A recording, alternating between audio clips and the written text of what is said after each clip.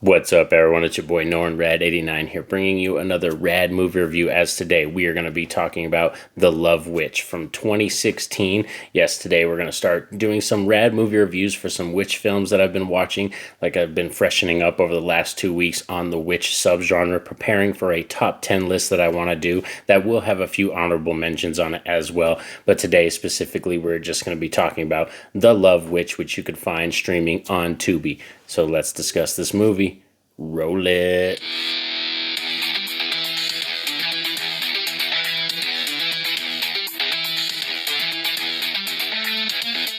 So The Love Witch is a 2016 horror comedy, and this one I got a shout out right away is the Cobwebs Channel. For real, that's where I ended up hearing about this film, and I was so interested in it because the Cobwebs Channel did a really cool kind of witch, list video, and this was on there, and I never seen this one, so I was like, let's check it out. So today you're going to hear my positives, negatives, and the rating on this film. So let's get into the positives. So The Love Witch, one key positive I want to discuss right away up front is that I love the fact that this film is littered with witchy vibes. It has occult vibes on it, satanic cult vibes, and witch stuff, potions, and her going through a book and doing stuff, all these kind of things, making witch jars. So there is witch stuff littered throughout this entire film. So I love that. When you're in the subgenre you're supposed to be in, I like when we can definitely tell and it's just all over there in front of your face. There are some films that are able to handle it with a more kind of, not such a heavy-handed tone, you know what I mean? Like I said, this one's kind of full front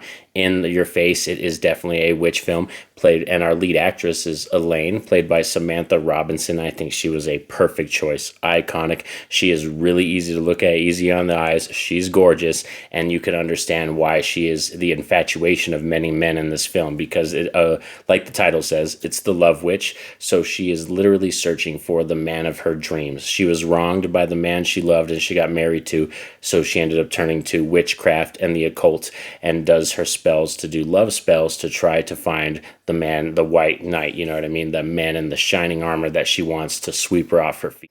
Another really cool thing about this film is it's shot in 2016, but our director, Anna Biller, she shot this like it was a Technicolor 50s or 60s type film. So it looks like it is straight up out of the 60s. A lot of the designs, even the Love Witch, her lair and where she does her spells and everything, all the backgrounds is very 60s inspired. And there's a lot of, portraits of nudity and all this stuff. And this is definitely one of those films that has a ton of nudity. So if you are uncomfortable with full frontal nudity of males and females, this is definitely not going to be the film for you, because there's plenty of it all around. Another thing I love too is that Elaine, like when you're going through the story with her, she definitely has this presence, this vibe about her, and she kind of steals the scenes in pretty much every scene she's in. So like that kind of comes to a detriment to the film a little bit. We'll discuss that when we get to mixed and negatives, but she is absolutely fantastic. Like I said, as you follow her through her journey and you actually get some flashbacks to and to when she joined the occult and kind of,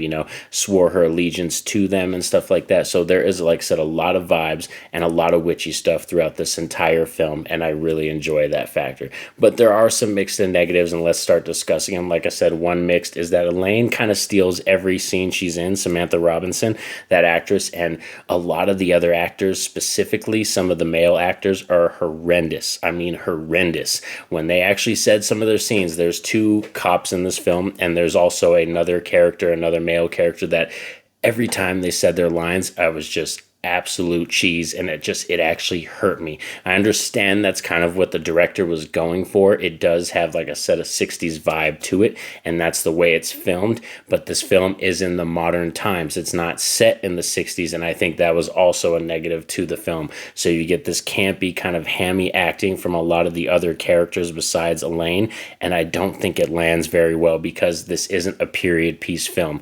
So that's another negative I want to say, is that I really think if you're going to shoot this in Technicolor and you're going to do so much to make it look like that vibe and put us in that era, you might as well make this a period piece film. So I found that kind of confusing that Anna Biller wanted this to be a modern story of a witch, but like I said, shoot it the way she shot it, and then had so many other elements of the film be very retro and old school, but it's not set in that time. Another negative for me is that the third act, I don't really want to spoil the end, but when we get to the third act, it's kind of it's a little bit lackluster. I wanted a lot more. It does hit home at a certain point, and there is a gore moment, but it just didn't meet the level I wanted. There was a certain buildup to what we were getting to in the third act, and I wanted so much more from the ending scene and that last kind of shot.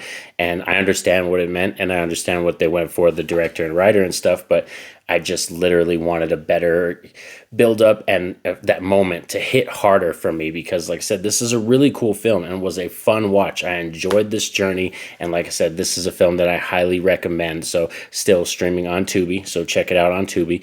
And like I said, but there is some negatives holding it back. Another one is the comedy. I don't think this film was very funny. It's listed as a horror comedy, and the comedy isn't, it's more satirical, but I didn't really laugh at it. So now that we discussed positives and negatives, let's get into the Radd rating from your boy Norrin Radd, 89. The Love Witch is going to get a 7 out of 10. This is still a really good film that I think a lot of people should watch. It's not scary. This is definitely not a scary film. This isn't going to spook you or anything like that. It's more of a character piece type study film, but I just wanted more from the comedy elements because it is listed as a horror comedy. I wanted to laugh a little bit more, and I just feel like if you're going to go so far into leaning into the Technicolor thing and setting your designs and even the rooms, designing them like they're that time period, you should have made this a period piece, because there is, like I said, it's a modern setting. There's people using cell phones and the cars are modern and all that stuff, and I just don't think it jives very well with the story. But these are just my thoughts and my opinions on The Love Witch. Please shout out down below if you've seen this film. What are your thoughts on this film? And please go over to the Cobwebs channel. I'll have a link in the description to click on that channel, because he does a very awesome horror content over there and a lot of cool fun lists if you want to check out lists and get some recommendations for horror movies and stuff like that. But please like the video. That definitely helps out the channel. Subscribe if you're new to the channel and have that notification bell poked so you're notified anytime I drop a video. But most importantly, y'all know what's up. Have a safe and happy day. Peace out.